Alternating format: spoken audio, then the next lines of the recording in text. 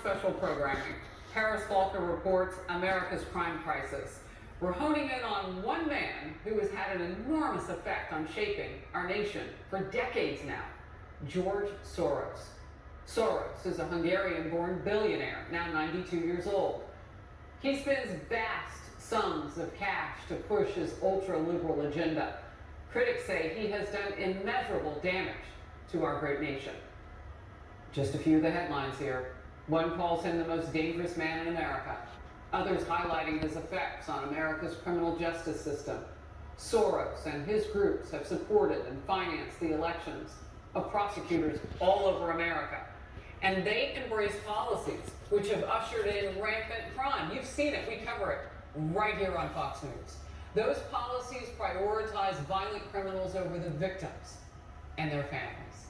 Just ahead, you see the three moms there. They face the heartbreaking realities of Soros's backed district attorneys.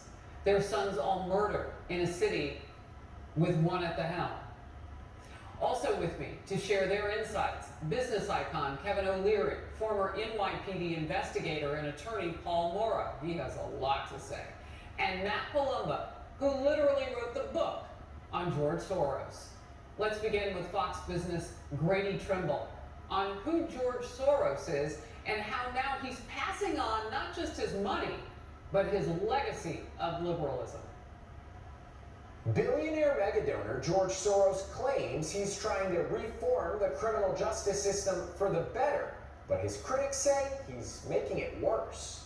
They're some of the most recognizable prosecutors in the country: Alvin Bragg, Kim Foxx, George Gascon, and they all have one thing in common: their campaigns received money from George Soros. In fact, a 2022 report by the pro-police nonprofit Law Enforcement Legal Defense Fund found he spent more than $40 million over the past decade to elect progressive prosecutors who represent 1 in 5 Americans. Some of them have since been forced out or have stepped down as big city crime rates soar. Voters showed former District Attorney Chesa Boudin the door in San Francisco. On June 1st, St. Louis Circuit Attorney Kim Gardner resigned in a cloud of controversy. Instead of protecting victims, she's creating more victims by her illegal refusal to do her job. A spokesperson for George Soros is coming to his defense, telling Fox he makes legal, fully disclosed contributions to reform-minded prosecutors so they can get their message out. It's actually anti-democratic forces at the state level in many cases that are unlawfully removing reformers despite their having been elected by the people. Soros' son Alex is also getting into the family business. He helps run his father's liberal-focused charitable organization. On social media, Alex Soros touted President Biden's re-election bid. Since 2021, he's visited the White House at least 14 times, according to logs reviewed by Fox News Digital. And since 2018, the billionaire's son has poured more than $5.7 million into Democratic PACs and campaigns. With Alex, I mean, it is all over his Instagram, his Twitter, his Facebook. It is a who's who of liberal establishment acts, politicians, pundits. The Soros spokesperson also provided a litany of links to media reports and studies to try to make the case that crime is just as bad or worse in red states as it is in big cities where his preferred prosecutors serve. Great reporting by Grady Trimble. We appreciate it there. You heard Grady mentioning Alex Soros and his many White House visits. Well, just this week, his father announced he and his son will now, do their bidding, because he's going to handle all of the control and all of that charitable money. His son will.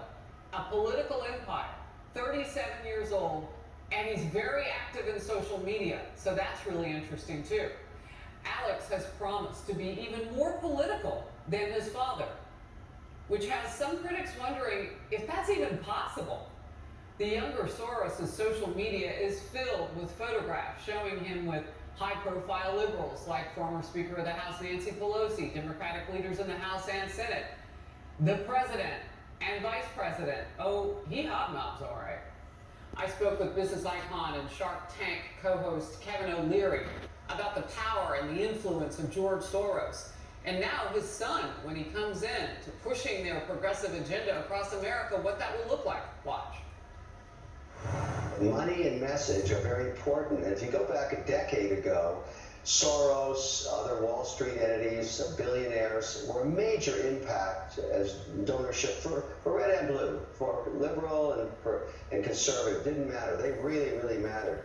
And each election cycle, they become less and less of a factor, because what's occurring now is if you're successful on social media, any politician, any side of the aisle, you're able to draw $20, $30, $40, $50 at a time from millions of people on social media.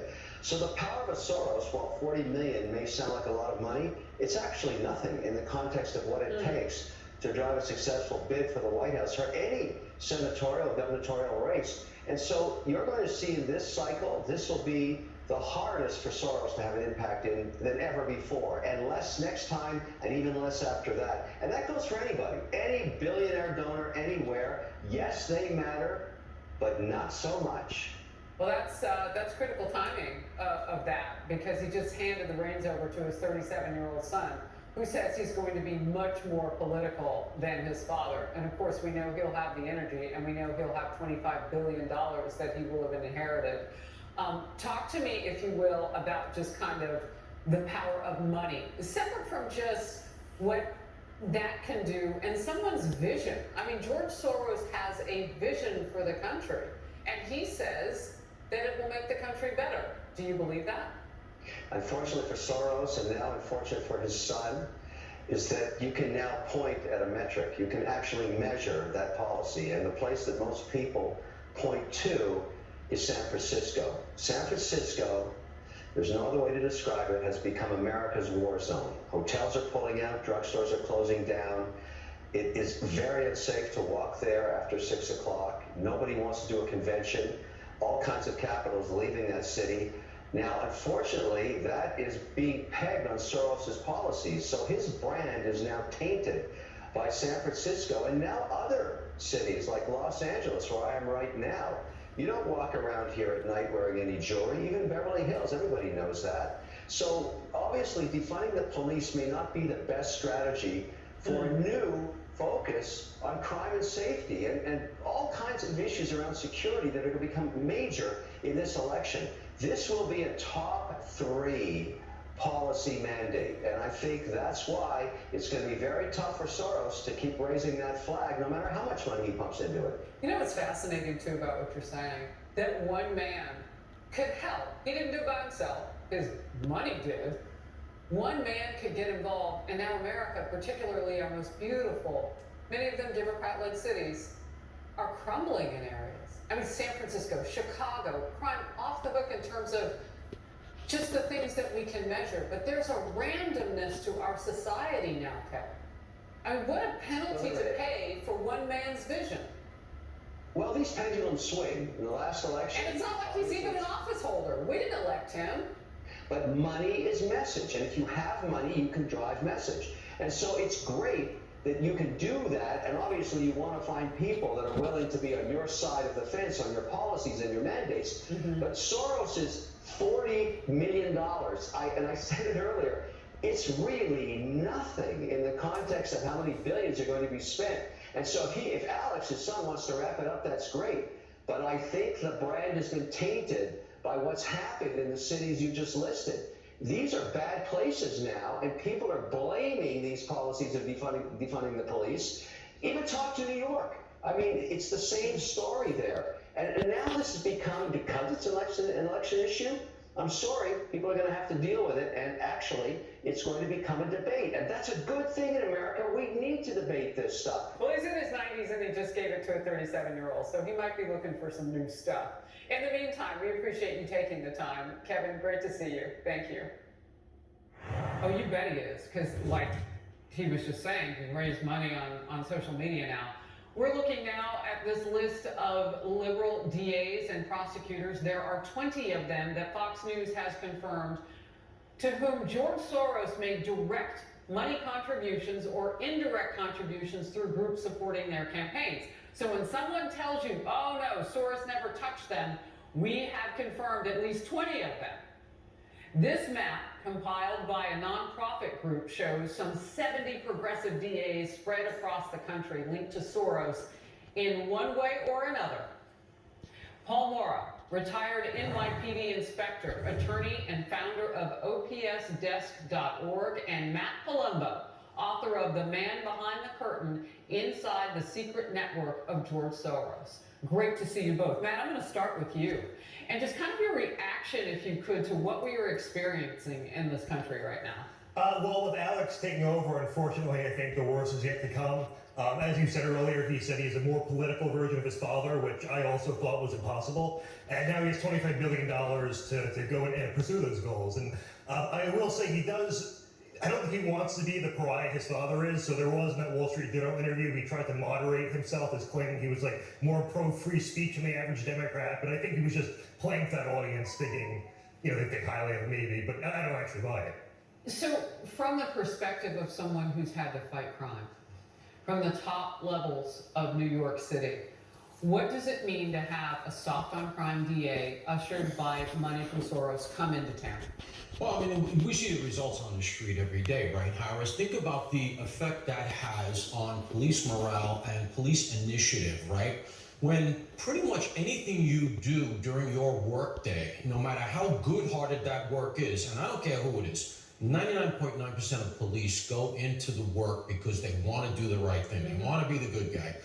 But what does it feel like when no matter what you do, it gets undone almost instantaneously, where you literally have to watch the person you just arrested walk out of the precinct? And that's why, take it down to the basic level. This is why if you just go into a drugstore, the toothpaste is behind lock and key. And these are the results. Yeah, toothpaste, everything. We walk in and it's like plexiglass right down the aisle there in stores here in New York City. Pamela Price, a Soros-backed district attorney in Oakland, California, is getting a lot of attention these days from a lot of loud people because she has done all the wrong things. Women in her city giving officials an earful at a community meeting a couple of weeks ago. They say they are simply not safe anymore. I just want to turn to the audience and ask them, who here has been assaulted, held up, or beat up? Just raise your hand. That's pretty sad. Oakland is out of control with the crime. I'm fed up. I'm absolutely fed up.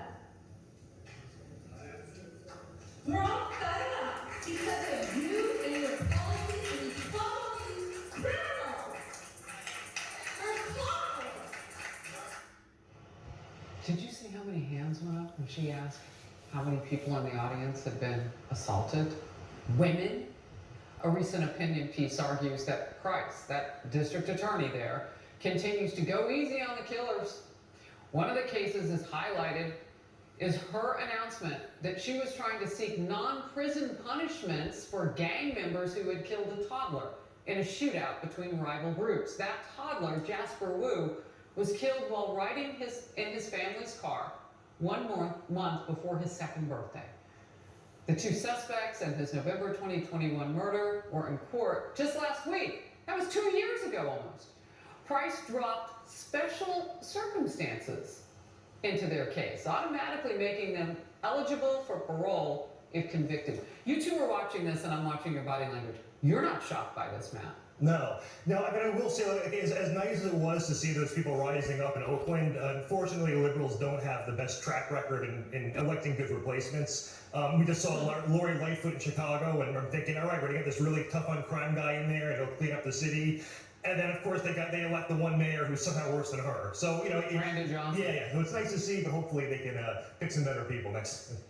That little one whose life was taken, Jasper Wu, I gotta tell you, Paul, I mean, it's more than heartbreaking. It's being replicated across this country in one way or another.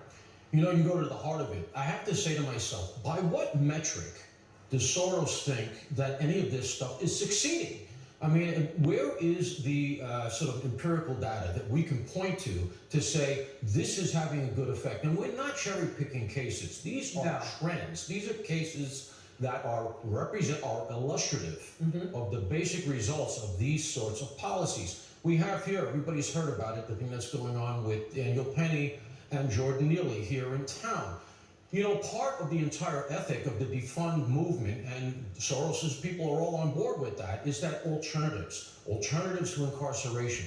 Jordan Neely had been referred to alternatives numerous times. He just walked out, and he was a habitual drug user, something else that the Soros people are down on, right? That they want less incarceration, less enforcement on drugs, and as a result, you get the Jordan Neelys of the world, who in a way are themselves victims of this wrong-headed approach to criminal justice. That's interesting, and I just want to fill everybody in on the very latest in that. So that Marine veteran who, and witnesses have said, they themselves were potential victims because Jordan Neely was saying the words that he wanted to kill. He was willing to go to prison, whatever, blah, blah, blah, blah, blah. They felt threatened. They're underground on a subway, locked in a subway car. And that new former U.S. Marine stands up, Daniel Penny, and that's the case you're talking about. And Jordan Neely ends up dead in a choke restraint. Well, Penny indicted just this week, so we'll see where that case goes. But it's interesting, that's the one that bubbles up too. Right. Right? Okay, the newly formed Jews Against Soros group says on its website now, we are Jews who are sick and tired of the left accusing anyone who criticizes George Soros of being anti-Semitic. There is nothing anti-Semitic about identifying the many ways that George Soros and his network of organizations fund the radical left. Leftism isn't Judaism, and being anti-leftist is not the same as being anti-Semitic, period. That's Josh Hammer, senior editor at large for Newsweek. And he's the group's founder, co-founder, I should say. He joined our friend Jason Rantz's radio show, and I want to play a little bit of that for you so you can hear him talking about this. Watch and listen. It's not anti-Semitic. It's just ridiculous double standards the left has. When you're competing at Soros' level, the guy's worth billions of dollars. You know, his son, Alex Soros has visited the Biden White House like 17 times. I mean, his influence is everywhere. So when you're playing at that level, when you're spreading your wealth and your money that far and wide, you can be legitimately criticized no matter what your ethnic, racial, whatever it is. That's the whole point. Real quickly, Matt, we thought it was important to include that. Yeah. Because every time you go after Soros, the groups come and they say, oh, no, you're not getting that right because of his faith and because of his culture. Listen, I mean, we get on the right had Sheldon Adelson, he was a Jewish mega donor. We would never say liberals are anti-Semitic for attacking him. They're just trying to silence us and I believe honestly normalize violence against us by making false accusations of racism or anti-Semitism. And to be honest, I mean, they set up a standard where you can never prove you're not, so you might as well just ignore it or ridicule it. Wow, you've said a mouthful there. Gentlemen, thank you. Paul Morrow and Matt Palumbo, great to have you on the program. Thank you. The victims and their families know firsthand liberal policies mean deadly consequences. Many are now speaking out against these Soros-backed prosecutors. How many mothers would rather get a call from their child from Rikers Island than from the coroner? We don't even have the luxury of grieving our children because we're so busy fighting for justice. They are helping the criminals being released instead of helping my son's case. You hear it over and over and over now, that the criminals are more important than the victims. Well, take a look at this. 3 moms, 3 cities, 3 tragic murderers. Sons taken too soon, and these women are taking a stand. We hear from Happy Gregg, Imelda Hernandez, and Madeline Brand next.